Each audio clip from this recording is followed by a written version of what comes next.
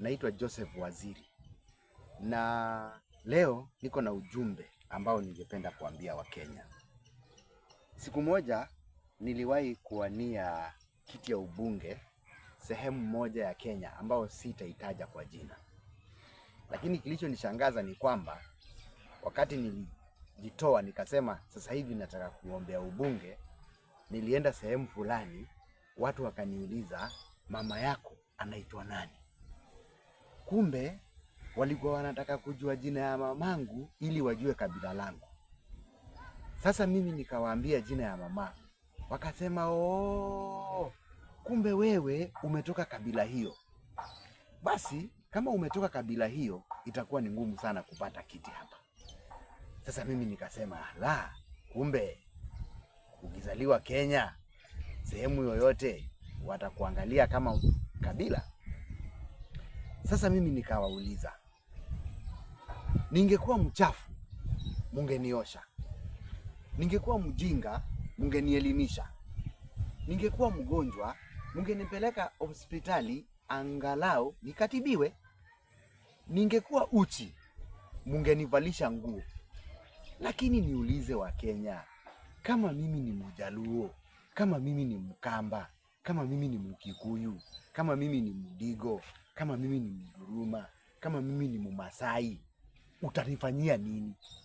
Na ni Mungu mwenyewe aliamua ikuwe hivyo. Unaweza nifanyia nini? Nikawaambia basi kama ni hivyo na siwezi jibadilisha, basi ni hiyo maneno mimi nimeachia Mungu. Lakini baada ya hapo sikukoma hapo. Nikaanza kutafuta hii kitu inaitwa ukabila huwa inaendelea Kenya kwa nini? Nikagundua mambo matatu. Jambo la kwanza, mnamo mwaka wa 1843 wazungu walikaa huko Berlin, Ujerumani, wakaamua kugawanya Afrika. Wengine wakaenda West Africa, wengine wakakuja East Africa, wengine wakaenda Central Africa, na ndio maana unaona Kenya si na Tanzania tunaongea kizungu, tunaitwa Anglophone countries. Kule DRC na Central Africa wanaongea Kifaransa, ndio maana wanaitwa Francophone countries. Ukienda huko Mozambique na Namibia wanaongea Kiportuguese. Ukienda huko upande wa juu ni Kiitaliano na Kispanyola.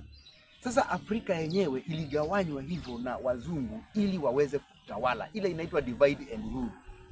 Sasa mimi nimeona Kenya pia watu ambao wameongoza hii nchi na wanasiasa wanajaribu kutenganisha sisi wa Kenya kwa misingi ya kikabila ili watugawanye.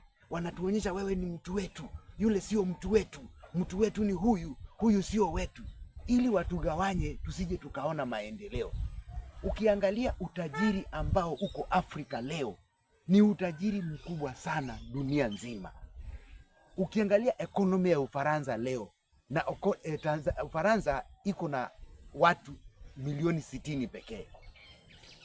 Utajiri wao ni mkubwa kuliko wa Afrika ambayo iko na mataifa 54 na iko na utajiri mdogo kuliko wa Ufaransa. Na Ufaransa kila kuchao wako Kenya, wako Uganda, wako Tanzania, wako DRC, wakichukua madini yetu wakipeleka huko kwao, wanatengeneza vitu wanaziuza dunia nzima. Utajiri unatoka kwetu unaenda kule. Lakini sisi kama Waafrika kwa sababu ujinga wetu wa kukubali kugawanywa, tunagawanywa, tunaonyeshwa kaeni Kenya, kaeni Tanzania, kaeni Uganda, huku hawataki tuungane ili tusije tukaerefuka tukaanza kutengeneza hizo mafactory hapa kwetu Afrika tukawa matajiri kama wao tukaendelea. Na hiyo ndio kasumba inakujanga Kenya kila wakati wa siasa. Wanakuja kiongozi anakuambia wewe ni Mkikuyu, mwingine anakuambia wewe ni Mkale, mwingine anakuambia wewe ni Mjaluo. Upigie mtu wenu. Huyo mtu wenu unayempigia akishapata hiyo kiti, angalia kama anakuletea maendeleo. Na mara nyingi nataka Wakenya mchunguze. Sehemu ambazo zimeendelea hazijaendeleshwa na watu wa hapo. Zinaendeleshwa na watu wengine ambao wana maono.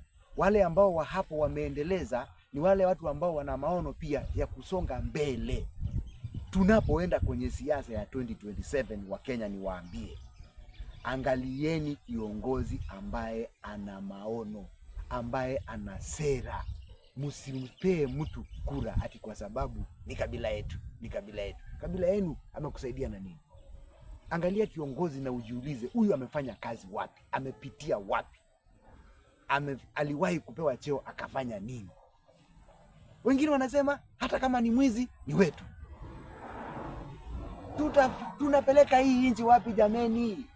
Kama wewe mwenyewe mtu wako ni mwizi na bado unamshabikia, alafu ya mwisho ukipewa shilingi 200 na mwanasiasa umpigie kura, hebu chukua hiyo 200 gawa na miaka 5, gawa na 365 days, uone amekupatia shilingi ngapi kwa siku. Ukizichukua hiyo 200, umekula barabara yako, umekula hospitali yako, umekula basari, umekula dawa, umekula fisi. Kwa hivyo usije ukafungua mdomo ukaambia mheshimiwa ati niko na shida ya school fees, wakati wewe unapomchagua alikopea 1000. Akikosa kuleta msaada kwenu, msilalamike kwa kuwa kwamba mliparticipate kwenye wizi. Kwa hivyo mimi, huu ndio ujumbe nataka kutoa. Asanteni sana.